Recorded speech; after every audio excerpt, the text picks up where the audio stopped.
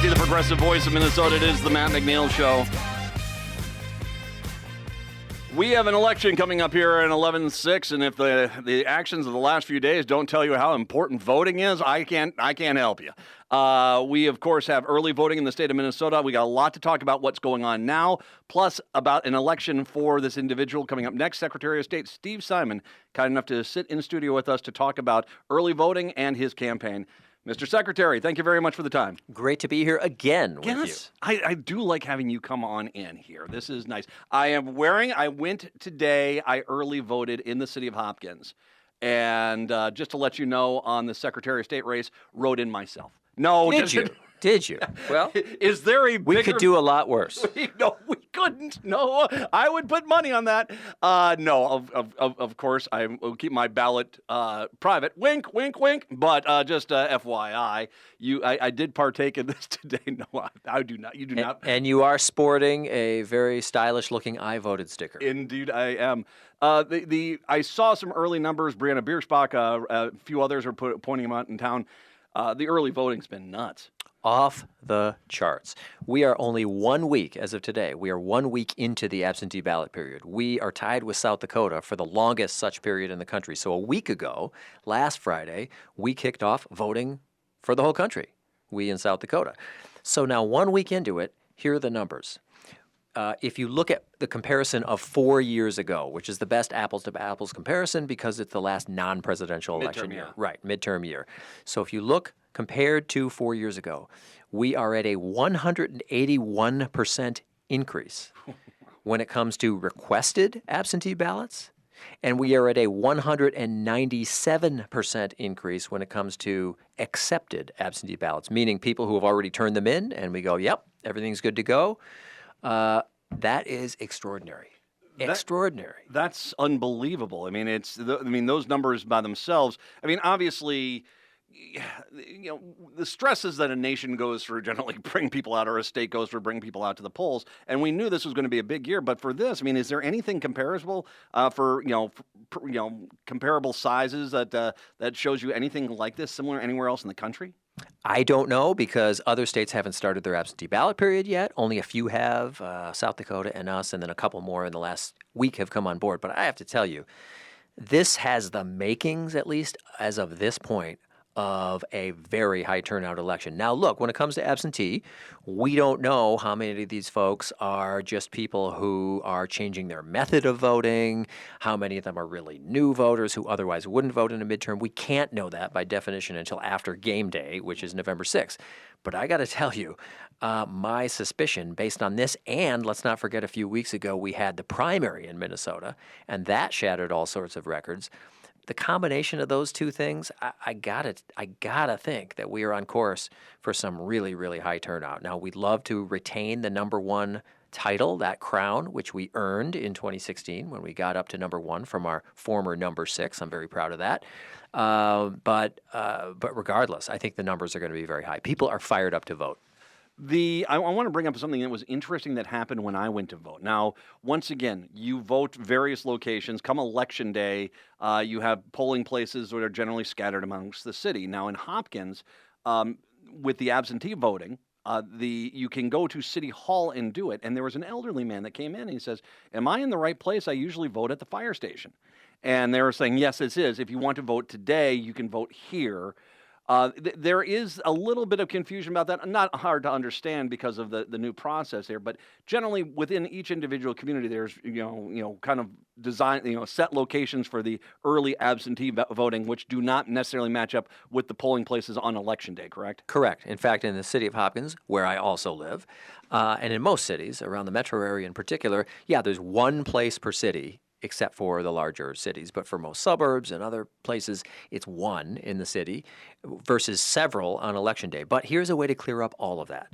Remember, there are two ways to vote absentee between now and the election day. One is to do what you just did. Stroll into your city hall or into a county office. If you don't know where to go, our website is mnvotes.org, mnvotes.org.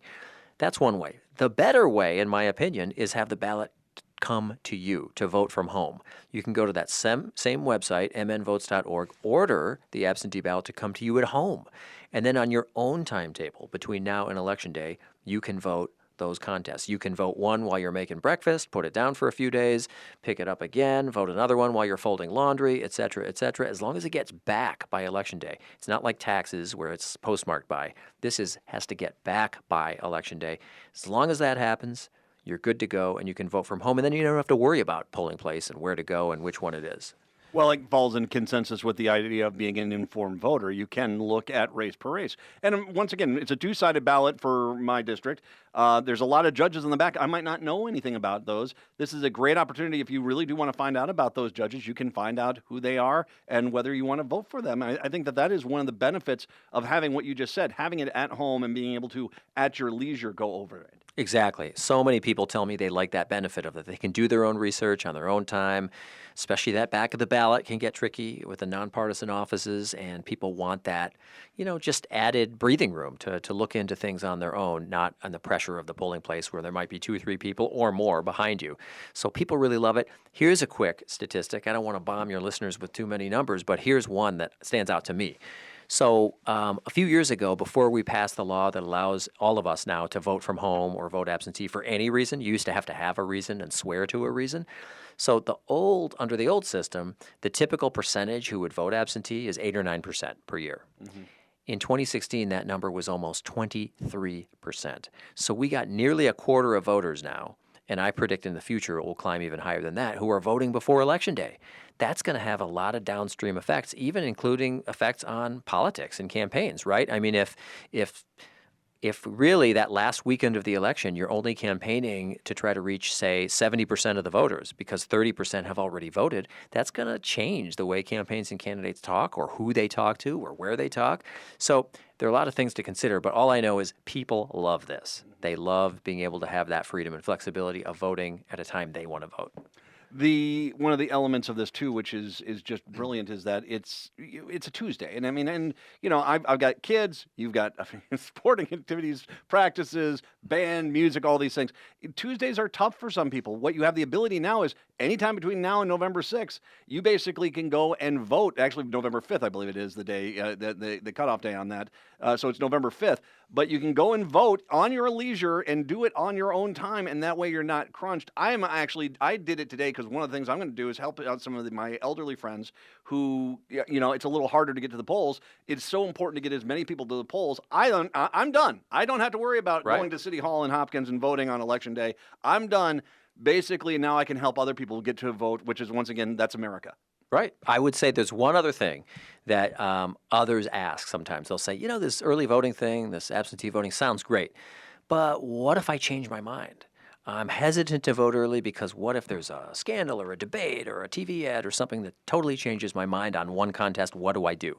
The answer is that up until day -7, you can go and fish your ballot out of the pile because under state law, they can't start opening and counting and processing until 7 days before the election. It literally just sits in a pile. So for anyone out there in your audience, I would say, hey, feel free to vote today or tomorrow or next week or the week after. You're not locked in until day -7. You can go to Hopkins City Hall or wherever that may be for you, and you can pluck it right out of the pile, have them destroy the ballot, give you a new one, or just say, don't give me a new one. I'm just going to come in on game day, on Election Day. So you can do that.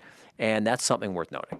So if you're waiting for the inevitable Steve Simon scandal, no. Right, no. Right. That last minute disclosure. Yeah. I have known you for years. You are one of the most decent human beings I have ever met in my entire life. You are an absolute gem. Let's talk a little bit about the race. Folks, he says that about all his guests. Oh, no, I don't. Oh, no. I mean, Hunter can attest to this. I don't say that. Most of the guests, oh, no. You're fantastic. I was talking to Amy over at the City of Hopkins when I was doing this, and she said the exact thing. And in this day and age where really whether or not we follow the process is a question we're asking on all levels now, and what processes we follow. What she said was, I love Steve Simon as my Secretary of State because he helps us follow the process and he makes it as easy as possible for us. And when you're talking about something of this magnitude, to have an endorsement of that, like that, just come free and clear. She doesn't know you necessarily. She knows of you, and she's worked a little bit with you, but it's not like you guys hang out. For someone to come forward and say that, it just shows me that you are the absolute perfect person to have as Secretary of State. Well, thank you. I appreciate that. My goal, my mission in this office has always been clear from day one. I talk about it. It's not very complicated. My mission is to make it as easy as possible for all eligible voters to vote, period. That's it. Not too hard to understand. And there may be some people who have a different vision of the office. That's cool. That's why we have elections, and we have one in 39 days. And people can decide which vision they want of the office. But that's mine, and it always will be.